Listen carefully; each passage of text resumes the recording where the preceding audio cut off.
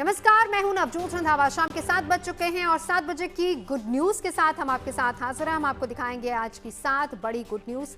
सबसे पहले बात आज की सबसे बड़ी और पहली गुड न्यूज की, और आज की सबसे पहली और बड़ी good news chess world championship से आई है, जहां हमारी यंग चैंपियन दिव्या देशमुख ने इतिहास रच दिया है। यही है हमारी आज की पहली गुड न्यूज। चेस में दिव्या ने भारत को बनाया वर्ल्ड चैंपियन। 19 साल की दिव्या ने वो कर दिखाया है जो आज तक किसी भारतीय ने नहीं किया है। दिव्या देशमुख ने चेस का फिर महिला वर्ल्ड कप जीत लिया है। दिव्या देशमुख ने फाइनल में हमवतन कोनेरू हम्पी को हराकर ये जीत हासिल की है। जॉर्जिया के बाटुमी में खेले जा रहे विश्व के फाइनल में दिव्या ने कोनेरू हम्पी को टाई ब्रेक राउंड में हराकर खिताब अपने नाम किया। टूर्नामेंट में दिव्या ने कई टॉप रैंक प्लेयर्स को हराया और चैंपियनशिप के फाइनल में जगह बनाने में सफलता हासिल की। फाइनल में हम्पी के खिलाफ मुकाबला भी बेहद रोमांचक रहा। हम्पी के खिलाफ फाइनल में दिव्या ने दोनों प्रमुख मुकाबले ड्रॉ खेले, जिसके बाद सोमवार को टाई ब्रेक राउंड हुआ, जिसमें दिव्या ने 2.5 के स्कोर से बाजी मारी। इस जीत के बाद वो न केवल महिला चेस चैंपियनशिप की विजेता बन गई, लेकिन वो वर्ल्ड चैंपियन बनने के साथ ही भारत की 88वीं ग्रैंड मास्टर भी बन गई हैं। चेस चैंपियनशिप में गोल्ड और सिल्वर भारत के नाम आना एक बहुत बड़ी उपलब्धि है। इसके बारे में और ज्यादा जानकारी दे रहे हैं हमारे संवाददाता सिद्धार्थ विश्वनाथन। आज हमने देखा शतरंज का अमृतकाल भारत में, क्योंकि वर्ल्ड कप फाइनल में हमने देखा कि 19 वर्षीय दिव्या देशमुख ने इतिहास रचाया। दिव्या देशमुख ने कोनेरू हम्पी जैसे वेटरन चेस प्लेयर को हराकर इंडिया का परचम बहुत ऊंचा लहराया है बाटुमी जॉर्जिया में। रैपिड टाई ब्रेकर्स, अब आज का दिन जो है टाई ब्रेकर्स होने वाला था नया वर्ल्ड कप विनर के लिए। कोनेरू हम्पी जो है 2 बार वर्ल्ड रैपिड चैंपियन बनी है, तो जाहिर सी बात है कि कोनेरू हम्पी जो है इस वर्ल्ड कप टाई ब्रेकर में वो जरूर एक फेवरेट थी। लेकिन दिव्या देशमुख का जो प्रिपरेशन था, जिस तरीके से उन्होंने सटीक तरीके से आउट प्रिपेयर कर दिया, ये जाहिर सी बात है कि अब की ये जो पीढ़ी है ये वाकई में लाजवाब है। पहला गेम जो है दिव्या देशमुख शायद जीत सकती थी, लेकिन एक ब्लंडर ने उनको वो गेम ड्रॉ के कगार पर लेके गए। लेकिन दूसरे गेम ने जल्दी मूव्स खेलकर हम्पी को टाइम प्रेशर में डाल के वेटरन कोनेरू हम्पी ने एक ब्लंडर कर दिया। अब एक नहीं, उसके बाद 2, फिर 3 ब्लंडर के बाद दिव्या देशमुख बन गई वर्ल्ड कप विनर। और इसके लिए 2 चीजें हो गई भारत के लिए। एक, हमारे दोनों भारतीय खिलाड़ी जो है कैंडिडेट्स 2026 जो वर्ल्ड चैंपियनशिप विनर को प्ले करेगा, वो दोनों क्वालिफाई कर गए हैं। लेकिन सबसे महत्वपूर्ण बात यह है कि दिव्या देशमुख जो है बन गई है भारत की नई ग्रैंड मास्टर। शर्त यह था कि अगर दिव्या देशमुख वर्ल्ड कप जीती तो वो डायरेक्ट ग्रैंड मास्टर बन जाती। तो इसके वजह से ये वर्ल्ड कप करके इंडिया के 88th grand master Divya Deshmukh बन गई है। आगे बढ़ेंगे। हमारी ऊर्जा जरूरतों को पूरा करने में सोलर पावर का इस्तेमाल तेजी से बढ़ रहा है और इस सोलर पावर का इस्तेमाल हर एक क्षेत्र में होने लगा है। दिल्ली मेट्रो में भी सोलर पावर का न केवल इस्तेमाल हो रहा है, बल्कि इससे अपनी बिजली बिल में जबरदस्त बचत भी लोग कर रहे हैं। ऐसे में आज की हमारी दूसरी गुड न्यूज भी यही है, सोलर पावर से डीएमआरसी को बचत की पावर। डीएमआरसी ने सोलर पावर का इस्तेमाल करके जबरदस्त बचत की है। सोलर एनर्जी के जरिए दिल्ली मेट्रो ने केवल 1 साल में करीब 17 करोड़ रुपए की बचत की है। रिन्यूएबल एनर्जी के इस सोर्स का डीएमआरसी ने पूरा इस्तेमाल करते हुए अपने बिजली के सालाना बजट में करीब 40% से ज्यादा की बचत की। जून 2024 से मई 2025 के बीच 40,160 मेगावाट आवर जनरेट किया, जिससे मेट्रो को बिजली बिल में 16 करोड़ 81 लाख रुपए की बचत हुई। सोलर एनर्जी से बिजली उत्पादन में बढ़ोतरी से उत्साहित मेट्रो का लक्ष्य 2031 तक अपनी एनर्जी जरूरतों को 50% सोलर पावर पर निर्भर कराना है। इसके बारे में ज्यादा जानकारी दे रहे हैं हमारे संवाददाता मनीष चौरसिया। सोलर एनर्जी के जरिए देश में कितनी बिजली बचाई जा सकती है, उस बिजली के जरिए कितना पैसा सरकारी संस्थानों का बच सकता है, इसका एक बड़ा उदाहरण दिल्ली मेट्रो रेल कॉरपोरेशन ने पेश किया है। डीएमआरसी ने बताया है कि उसने सोलर एनर्जी का इस्तेमाल करके 2024 और 2025 के बीच लगभग 17 करोड़ रुपए बचाए हैं। डीएमआरसी ने ये बात कही है और कहा है कि 2024 और 25 के बीच का ये डेटा है, जब उन्होंने सोलर एनर्जी का इस्तेमाल किया। जून 2024 से मई 2025 के बीच का ये आंकड़ा है, जो कहता है कि लगभग 16 करोड़ 81 लाख रुपए डीएमआरसी ने बचाए हैं।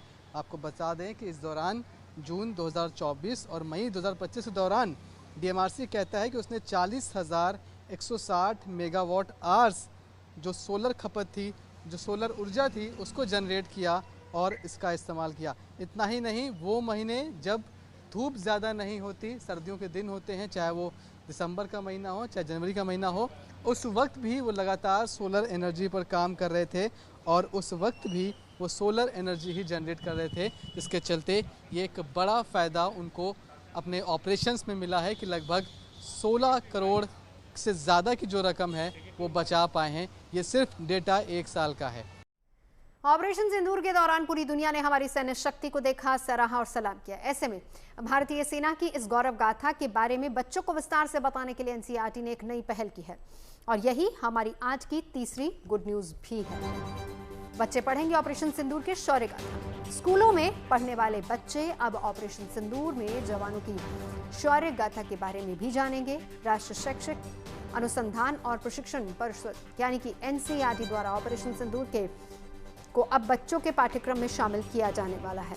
इसके मुताबिक एनसीईआरटी के विशेषज्ञ ऑपरेशन सिंदूर पर आधारित मॉड्यूल को तैयार कर रहे हैं और जल्दी ही इसको जारी किए जाने की उम्मीद है।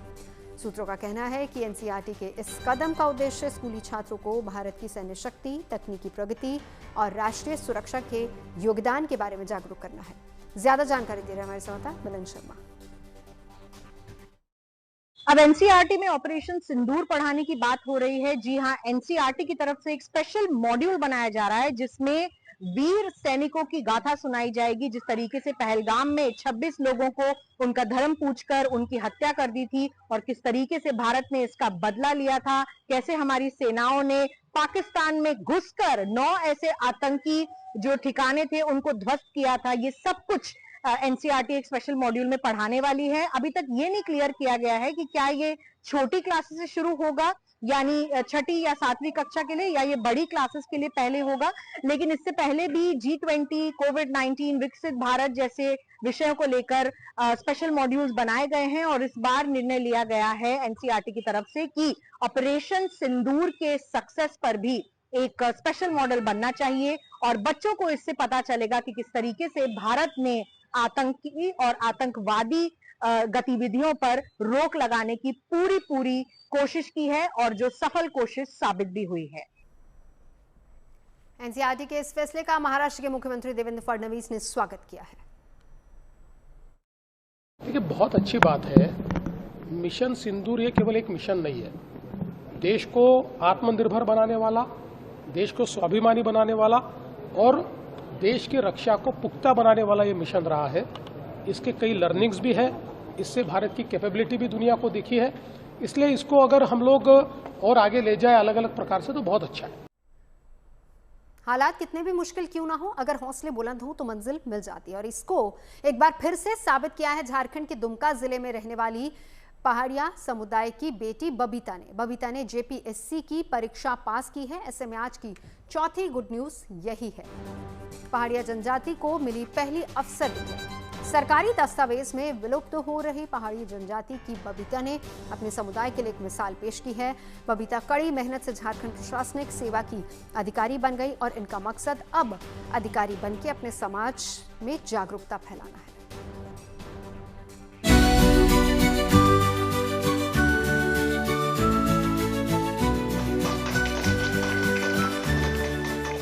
झारखंड में दुमका जिले की ये है बबीता कुमारी।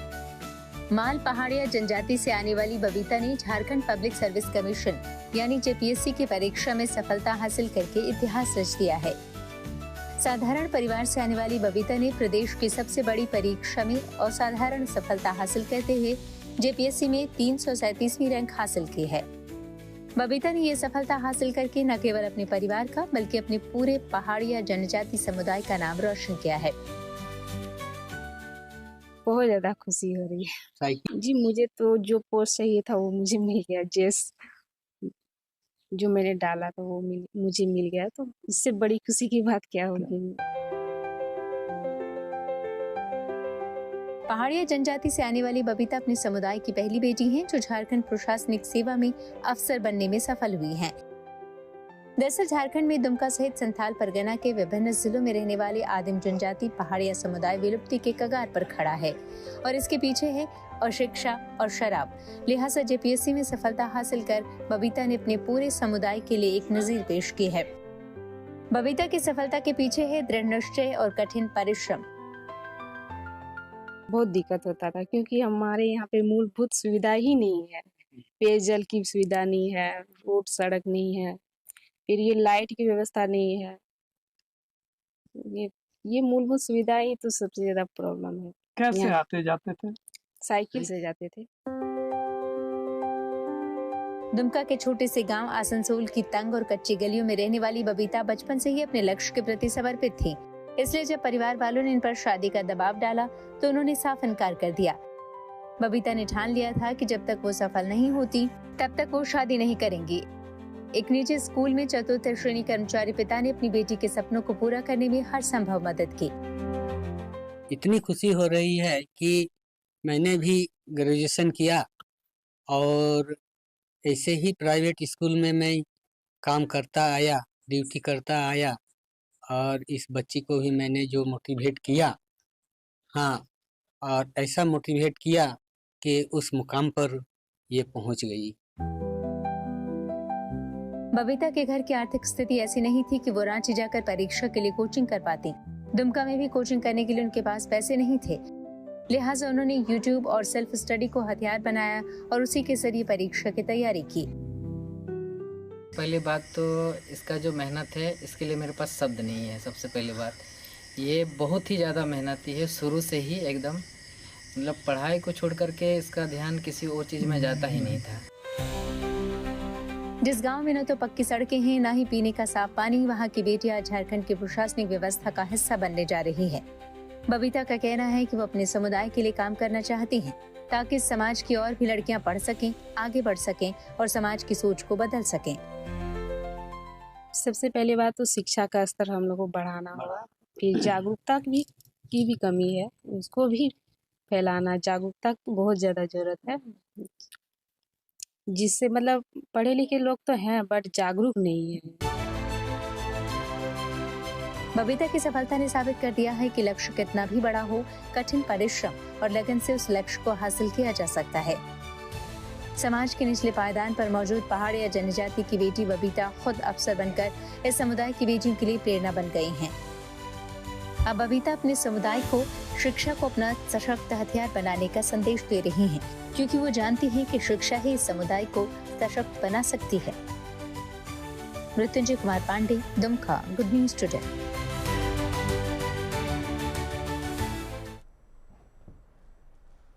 दुनिया में ऐसे बहुत से लोग हैं जिन्हें बाइज डिसेबिलिटी है, यानी कि वो साफ साफ बोल नहीं सकते।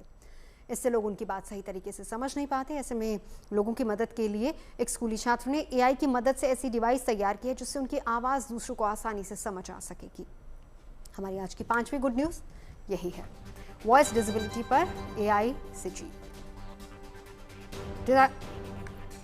डिसार्थ्रिया एक ऐसी सिम्टम है जो कि पैरालिसिस, पार्किंसन, सीओपीडी और स्पेशल चाइल्ड या फिर एडल्ट में होता है। इस तरह के पेशेंट्स को कुछ भी बोलते हैं उसे आसानी से लोग समझ नहीं पाते और यही वजह है कि कई बार ऐसे लोग समाज में बिल्कुल अलग थलग पड़ जाते हैं। लेकिन गुरुग्राम की 11वीं कक्षा के एक स्कूली छात्र प्रणीत खैतान ने एक ऐसी एआई डिवाइस तैयार की है जो कि ऐसे पेशेंट्स या फिर लोगों की भाषा को साफ साफ समझा देती है। उनकी बोली गई बात को डिवाइस के जरिए आम लोगों तक पहुंचाया जाता है और इस एआई डिवाइस का नाम है पेरास्पीक। प्रणीत का ये प्रोटोटाइप किस तरीके से काम करता है, ये हमारे संवाददाता मनीष चौरसिया समझ रहे हैं। प्रणीत खैतान मेरे साथ में हैं।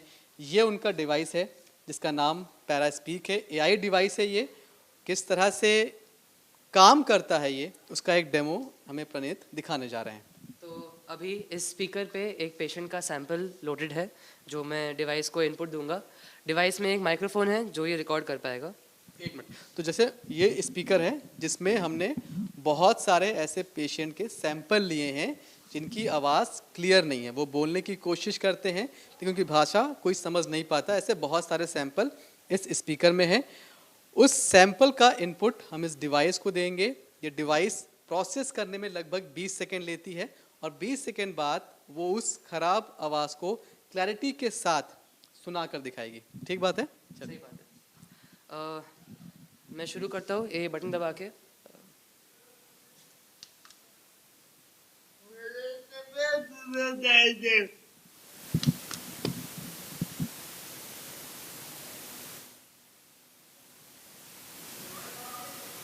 मेरे कपड़े धुल नहीं जाएं।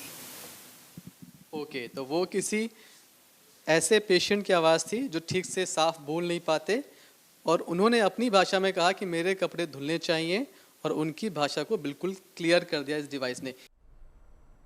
आगे बढ़ेंगे। सावन महीने का आधा महीना बीत चुका है लेकिन भक्तों में उत्साह बढ़ता जा रहा है। आज सावन सोमवार का तीसरा सोमवार है। शिवालयों में आस्था और विश्वास का संगम देखने को मिल रहा है। आज की 5वीं गुड न्यूज़ भी यही है।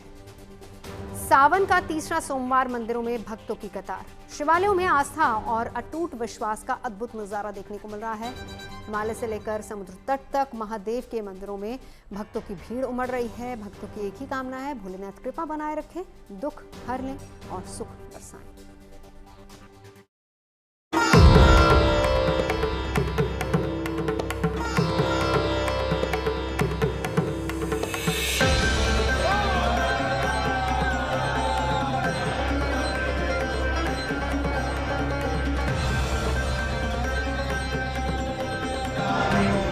शिव के रंग में रंगा भारत,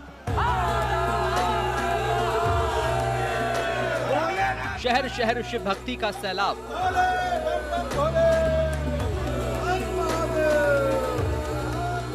केदारनाथ से सोमनाथ तक गूंजा हर हर महादेव।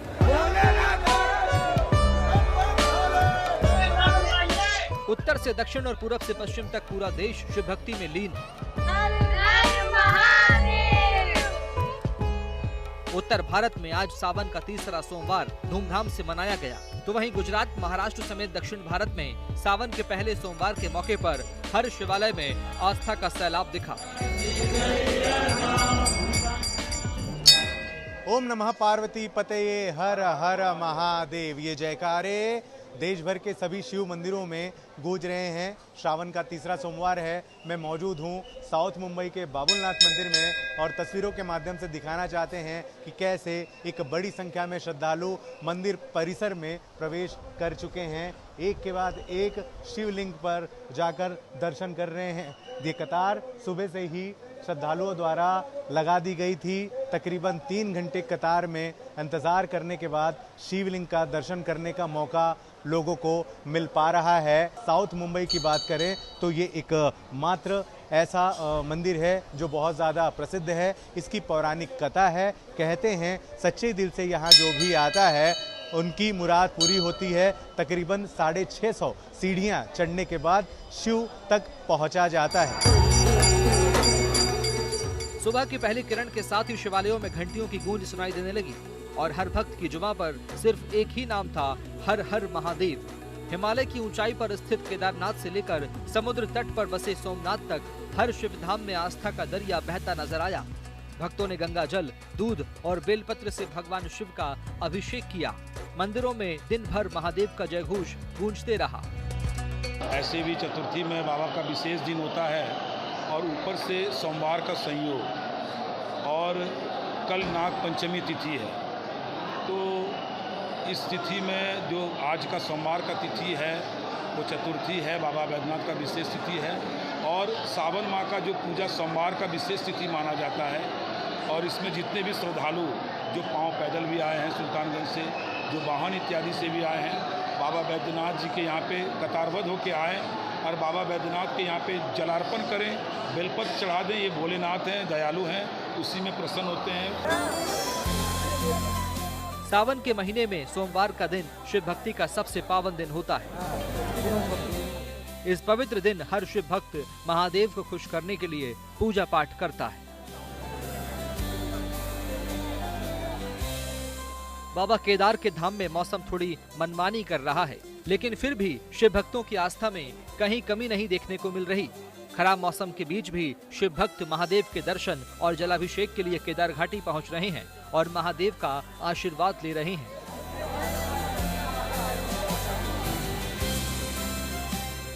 आस्था और भक्ति की ऐसी ही तस्वीर काशी में भी देखने को मिली, जहां विश्वनाथ के दर पर पहुंचे भक्तों का पहले पुष्प वर्षा का स्वागत किया गया और फिर भक्तों ने घंटों इंतजार के बाद अपने आराध्य के दर्शन किए। केवल उत्तर में ही नहीं, पूर्व से लेकर पश्चिम और मध्य से लेकर दक्षिण भारत तक हर शिवालय भक्तों से गुलजार है। गुजरात में आज सावन महीने का पहला सोमवार है, लिहाजा गुजरात में स्थित देश के पहले ज्योतिर्लिंग सोमनाथ महादेव मंदिर पर श्रद्धालुओं का सैलाब उमड़ा। हजारों की तादाद में भक्त सोमनाथ मंदिर पहुंचे और महादेव के दर्शन किए। सावन के महीने में हर सोमवार को सोमनाथ महादेव की पालकी यात्रा निकलती है, जिसके लिए मंदिर ट्रस्ट ने पूरे इंतजाम कर लिए हैं। श्रद्धा और भक्ति से भरपूर ऐसा ही माहौल दिल्ली के गौरी शंकर मंदिर में भी नजर आ रहा है। सावन के तीसरे सोमवार के अवसर पर यहाँ शानदार सजावट की गई। इस मंदिर में स्थापित उमा महेश्वर भगवान शिव और देवी पार्वती की प्रतिमा के दर्शन, पूजन और जलाभिषेक के लिए भारी संख्या में श्रद्धालु पहुंचे। मुंबई से धर्मेंद्र दुबे, हरिद्वार से मुदित अग्रवाल, प्रयागराज से पंकज श्रीवास्तव, वाराणसी से रोशन जायसवाल और केदारनाथ धाम से प्रवीण सेमवाल के साथ bureau report, good news today.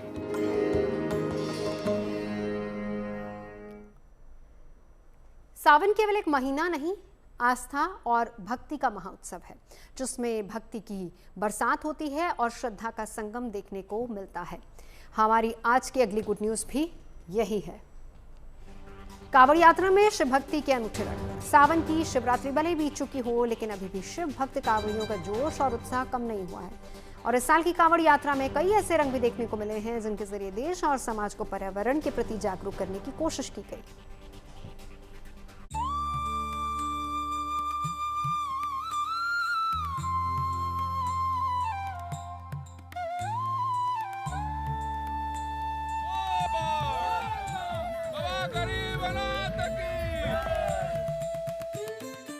Sawan केवल मौसम नहीं, आस्था, श्रद्धा, खुशियां मनाने का पर्व है। सावन में केवल शिवालयों में आस्था का सैलाब ही नहीं उमड़ता, बल्कि हरे भरे अंदाज में सावन को उत्सव के तौर पर मनाया जाता है। देश भर में कहीं हरियाली तीज के तौर पर, तो कहीं कांवड़ यात्रा के तौर पर, तो कहीं शिव भक्ति में लीन होकर सावन महोत्सव मनाया जा रहा है। रीति रिवाजों की चाशनी में घुला ये रंग बिरंगा माहौल राजस्थान की समृद्ध संस्कृति की विरासत है। परंपरा, भक्ति और लोक कला का अद्भुत संगम है। मौका बेहद खास था, हरियाली तीज का पावन पर्व, जिसे राजस्थान में भी पूरे हर्षोल्लास के साथ मनाया जाता है। इस मौके पर तीज माता की शाही सवारी निकालने की बरसों पुरानी परंपरा रही है और जब शहनाई, नगाड़ा, बीन, ढोल और बैंड की धुनें गूंजी, इस शोभा यात्रा की सुंदरता में मानो चार चांद लग गए। आस्था, उमंग और भक्ति की ऐसी ही तस्वीर नागपुर में भी देखने के लिए मिली, जहां सावन महीने में एक रिकॉर्ड बनाया जा रहा है। नागपुर में हर दिन 2,30,000 पार्थिव शिवलिंग बनाए जा रहे हैं। एक महीने में 71 लाख पार्थिव शिवलिंग के निर्माण का लक्ष्य रखा गया है, जिसमें हर रोज नागपुर के शिव मंदिर में सुबह 9 बजे से शाम 6 बजे तक पार्थिव शिवलिंग का निर्माण किया जा रहा है, जिन्हें विंध्याचल की मिट्टी से तैयार किया जा रहा है। संकल्प से ज्यादा ही शिवलिंग बनेंगे, पूरा विश्वास है। अलग अलग आकृति देखने में आ रही है। जी हाँ, सब अपने जो जैसा भक्त है उसके हिसाब से वो अपनी जो है भक्ति दिखलाते हैं शिवलिंग के माध्यम से। श्रावण महीना चालू हुआ तो हम सिर्फ ये इंतजार कर रहे थे कि कब दया भैया का ये कार्यक्रम चालू था, हम लोग पहुँचते और ये कार्यक्रम में सम्मिलित होते। राजस्थान के धौलपुर में एक अनोखी कांवड़ यात्रा में 5,000 लोग शामिल हुए, जिनमें बच्चे, बुजुर्ग, महिलाओं और पुरुष सभी ने अपनी भागीदारी निभाई। इस कांवड़ यात्रा को निकालने से पहले पूजा हुई, उसके बाद सभी लोग पौधों वाली कांवड़ अपने कांधे पर रखकर निकल पड़े और लोगों को पर्यावरण संरक्षण का संदेश दिया। ऐसी ही एक कांवड़ यात्रा यूपी के झांसी में भी निकाली गई। वहां भी लोग तेज संगीत पर झूमते गाते पौधों की कांवड़ लेकर यात्रा में शामिल हुए। इस वृक्ष कांवड़ यात्रा में कुछ ऐसी चीजें रही जिन्होंने लोगों का ध्यान अपनी ओर खींचा, जैसे प्लास्टिकासुर, धुआंसुर, धरती माता, जल देवी और वृक्ष देवता के गेटअप में कुछ लोग नजर आए। उधर बिहार के मुजफ्फरपुर में 311 फीट लंबी कांवड़ यात्रा निकाली गई है, जिसमें 60 कांवड़ियों की टोली 501 लीटर गंगा जल लेकर बाबा गरीबनाथ धाम में जलाभिषेक के लिए पहुंची। बताया गया कि इस कांवड़ के निर्माण में 2 लाख रुपए का खर्च आया है, जिसे 10 कारीगरों ने मिलकर 8 दिनों में तैयार किया है। ये कांवड़ यात्रा साल 2019 से लगातार निकाली जा रही है। इसी कड़ी में इस बार शिव भक्तों की इस टोली ने 311 फीट लंबी कांवड़ ले जाने का फैसला किया, जिसे देखने के लिए पहलेजा गंगा घाट से हाजीपुर मुजफ्फरपुर कांवड़ मार्ग पर लोगों की भीड़ उमड़ पड़ी। जयपुर से रिदम जैन, धौलपुर से उमेश मिश्रा, झांसी से अजय झा और मुजफ्फरपुर से मणिभूषण शर्मा के साथ गुड न्यूज टुडे रिपोर्ट। तो ये थी 7 बजे की 7 गुड न्यूज। देश और दुनिया की तमाम अच्छी खबरों के लिए आप देखते रहिए गुड न्यूज टुडे।